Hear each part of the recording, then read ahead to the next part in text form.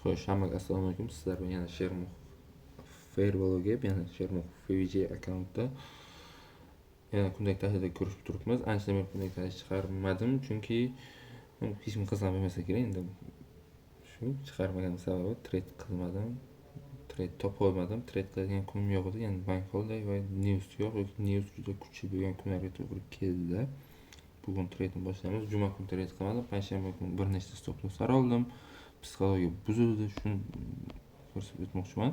O'zi anchadan beri uni shotimni ko'rsatmasdim. Bugun aytaman, ya'ni Jasur akaga Rahmonov fixga havas qilganman. O'sha kishi noldan $1000 anaqa challenge o'tkazayotganlar. Men ham shu challenge ko'ryapman. O'zimda $5000 shotim bor. O'sha ishlab yuraman hozircha. U fond bo'lmagan hali birinchi etapda. Hozir dashbordni ko'rsam, nimada bo'lgan, nima qilayotganim. Masini ko'rsam, bugun shu keyin page'dan shu narsa bo'ladi. Ya'ni 0.5 $4.4 pribylda bo'lgan ko'rishingiz mumkin. Average win, average loss. Bu norm. Win ratio 45%. U 95% ishlaydigan strategiya yo'q. Ya'ni win ratio hech qaysi strategiya 95% emas. Даже manda ham, ISTda ham 72% bo'lishi kerak. Michaelning o'zi menda 45%. Keyin juma kungi kun haqida gaplashsak, ana 3 ta trade qildim. 3 ta trade, bundan 2 ta stop loss oldi. Bittasi bezubtka oldi. Psixologiyaga kirib ketdi. Ishlamadim psixologiya vashi. Qiyin bo'ldi juma payshanba kun. Shu bilan ishlamadim. 19 kun ham ishlamadim. Sunday 19:20 dam olish. Juma kuni Monday ishlamadim. Bugun New Yorkda qarab ko'raman agar bo'lsa. Bugun hozir boshlayman analiz qilishni. Trading viewni ochmagandim, chunki chalg'imaslik uchun nima ko'rsam, nima bilsam hozir aytib o'taman. Hozircha ochdik bozorni. Xo'sh. Shu deydigan boshlaymiz. O'sha payshanba qaragan bo'lib, juma, dushanba ikkita kunlik switch ham boshlangan va haftalikdagi bizga test berib, ya'ni yuqoriga harakatlanib ketyapti. Bugun keyingi hafta boshlandi. Keyingi hafta yana pastga tushish ehtimoli yo'q emas, chunki ko'rsa agar mana bu switchani soyasi, shamni soyasi hosil bo'lmagan hali. Shuning uchun pastga tushish ehtimoli ham yo'q emas.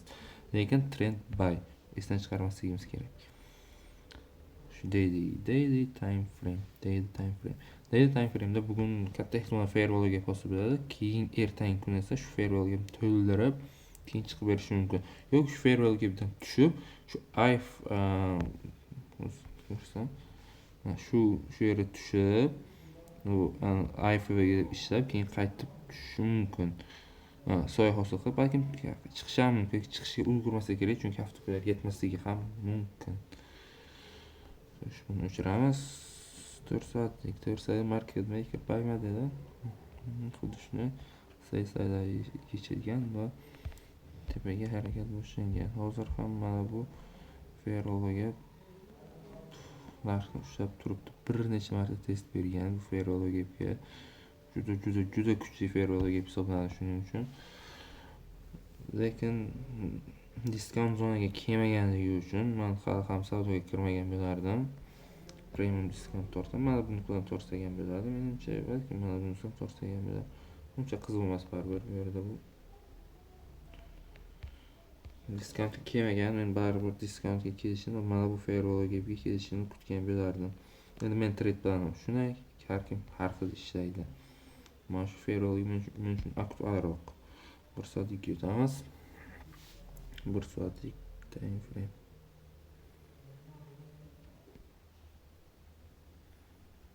Mana bu yerda sell side'lar bor.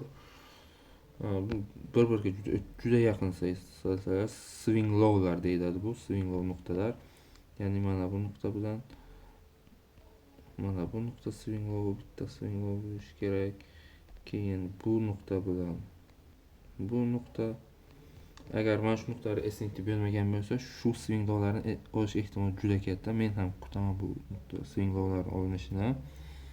Keyin savdoga kirishim mumkin. 1 soat uncha ko'p narsa emas, shunchaki o'zi hayini olgan. mana bu SMT bo'lgan bo'lishi kerak.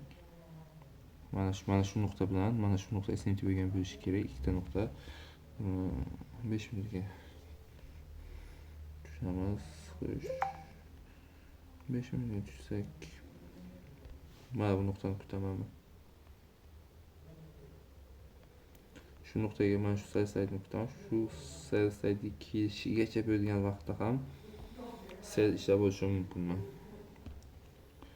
Mana shu sell side'ni quitting.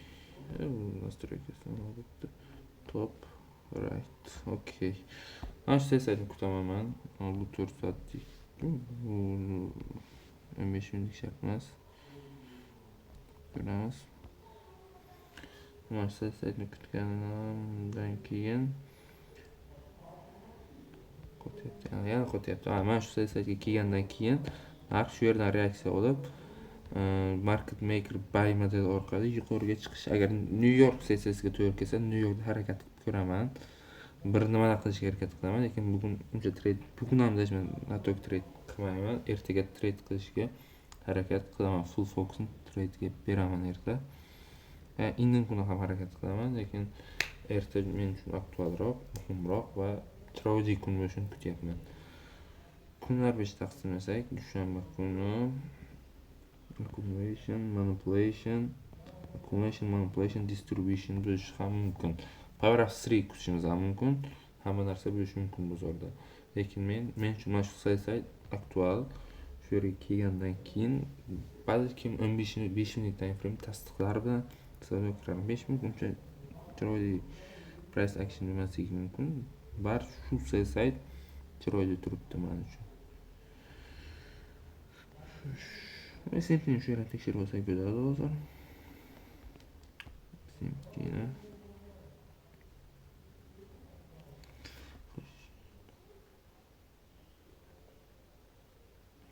11.15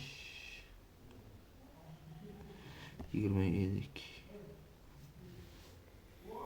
mana bu SMT bo'lgan ekan. SMT bo'lgan.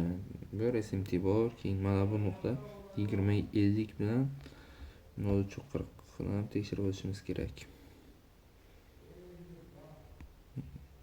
Bunda SMT yo'q, lekin mana bu yer SMT bor. Shuning hisobiga ham shu 4 soatlik firewall gapdan reaksiya olish ham mumkin. Notification kelyapti. Bu yerning ichiga 1 soatlik firewall gap ham bor ekan.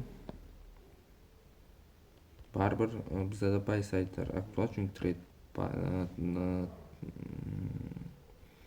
yo'nalish buy, trend buy bo'lgani uchun buy side'lar aktual. 1 soatlik time frame'da firewall gap bor, keyin bu yerda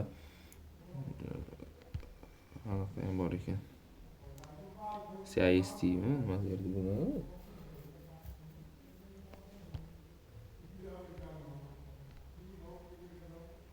Ana shuni nimadir derdi-da, o'zi esimga kelyapti.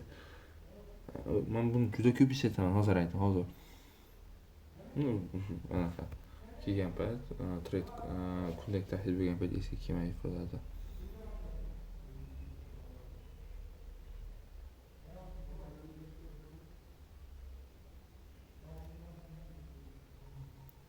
Xullas, IFV'ga deb ishlasak ham bo'ladi buni. Shu hozircha mana shu yerdan reaksiya olish ham mumkin.